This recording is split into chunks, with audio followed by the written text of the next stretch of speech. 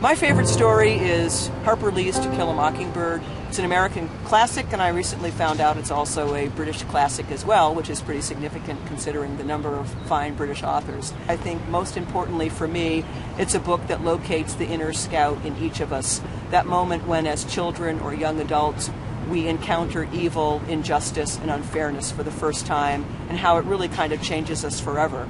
There's that moment in the book where the children are confronted with just that after the conviction of Tom Robinson is read, and much to their horror, the trial did not go the way they thought it should. It was Jem's turn to cry.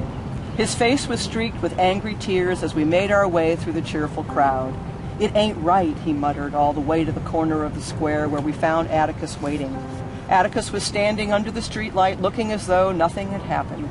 His vest was buttoned, his collar and tie were neatly in place, his watch chain glistened. He was his impassive self again. "It ain't right," Atticus said, Jem. "No, son, it's not right." We walked home. Aunt Alexandra was waiting up. She was in her dressing gown, and I could have sworn she had on her corset underneath. "I'm sorry, brother," she murmured. Having never heard her call Atticus brother before, I stole a glance at Jem, but he wasn't listening. He would look up at Atticus, then down at the floor, and I wondered if he thought Atticus somehow responsible for Tom Robinson's conviction. "Is he all right?" Auntie asked, indicating Jim. "He'll be so presently," said Atticus. "It was a little too strong for him." Our father sighed. "I'm going to bed," he said.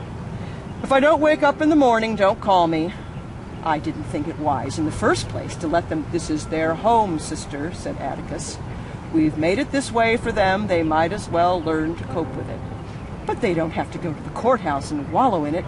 It's just as much Macomb County as missionary teas." "Atticus," Aunt Alexandra's eyes were anxious. "You're the last person I thought would turn bitter over this." "I'm not bitter, just tired. I'm going to bed." "Atticus," said Jem bleakly. He turned in the doorway. "What, son?" "How could they do it? How could they?" "I don't know, but they did it. They've done it before, and they did it tonight, and they'll do it again, and when they do it, seems that only children weep. Good night."